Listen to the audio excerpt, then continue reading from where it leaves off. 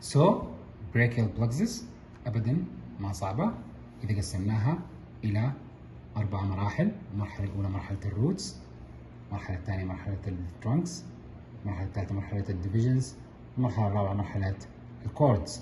طيب نبدأ المرحلة الأولى اللي هي مرحلة الروتس. I have 5 roots. طبعا زي ما عارفين إنه brachial plexus originate from C5 to T1 and to be more specific from anterior primary rami of C5 to T1. So I have 5 roots للمرحلة الأولى. المرحلة الثانية هي مرحلة الترانكس. I have 3 trunks. وكيف بتتكون الترانكس؟ The upper 2 roots unites together to form the upper trunk. The lower 2 roots unites together to form the lower trunk, and the middle root or root number 7 runs along to form the middle trunk. المرحلة الثالثة I have divisions. طبعا each trunk divides into 2 divisions, anterior and posterior divisions. خلينا نشوف الكلام ده.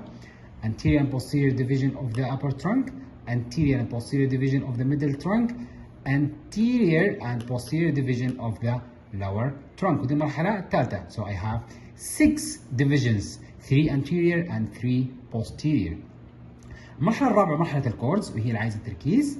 طيب خلينا نشوف أول شيء اللي بيحصل شنو للانتيريور ديفيجنز. نبدأ بالانتيريور ديفيجنز.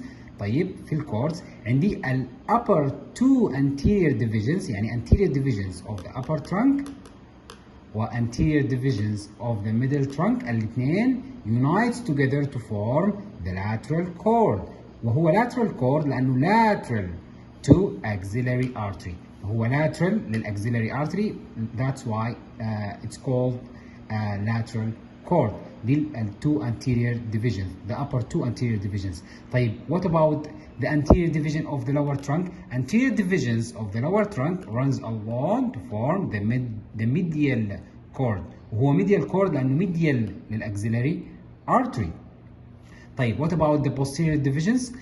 All posterior divisions يعني posterior division of the upper trunk and the middle trunk and the lower trunk, all posterior divisions unites together to form the posterior cord. وهو posterior لأنه posterior to axillary artery. وده بودينا لمكان ثاني إنه وين موجودين المراحل دي.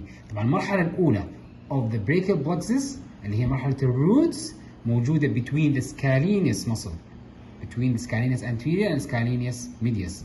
المرحلة الثانية مرحلة الترانكس موجودة في posterior triangle of the neck. المرحلة الثالثة مرحلة الديفيجنز موجودة behind the clavicle. والمرحلة الأخيرة اللي هي المرحلة الرابعة هي مرحلة الكوردز lateral cord, posterior cord and the medial cord.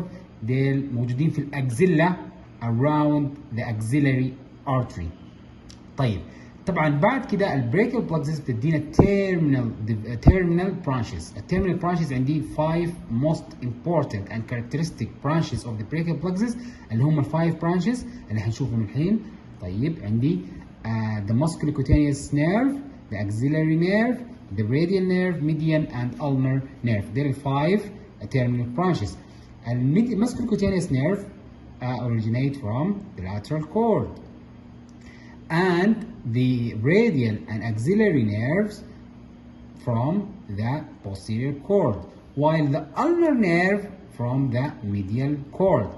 فضل عندي الميديان nerve. الميديان nerve shared nerve بيجيني medial root of the median nerve from the medial cord, and the lateral root of the medial nerve from the lateral cord. الاثنين بيكونوا الميديان nerve. طبعا عندي other branches of the brachial plexus دي بيكون during المراحل حقتها اللي هي عندي branches from the roots وعندي branches from the trunks. دي هنشوفهم في الفيديو الجاي.